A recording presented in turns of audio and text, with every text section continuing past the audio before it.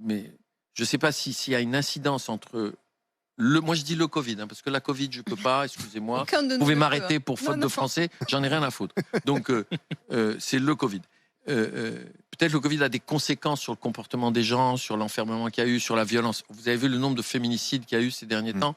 Il y en a un par jour en ce moment. C'est dingue, c'est dingue. Ouais. Donc, ce qui s'est passé hier est absolument insupportable. Insupportable. Putain, on vit dans un pays incroyable, on vit dans une grande démocratie, on vit dans un pays où on peut parler, on peut s'exprimer. Alors c'est pas facile, oui, il y a des jeux politiques, oui, mais c'est ça la démocratie. Le principal ennemi de la démocratie, c'est la démocratie elle-même. C'est parce qu'on peut tout faire, on peut tout dire. Donc évidemment que ça provoque des comportements anormaux.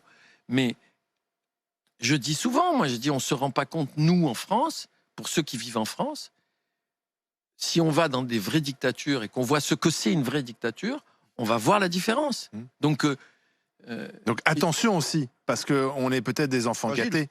Des enfants gâtés, on abîme un peu ce qu'on a. Mais toujours. Donc il faut protéger ça. Il faut protéger même s'il y a des contradictions, même si tout le monde... Évidemment, il y a, le président, beaucoup de gens qui souffrent. Il reste à l'Élysée alors, il va plus au contact du public. public. Il va au contact de gens. Et alors, il y a un mec qui lui met une claque.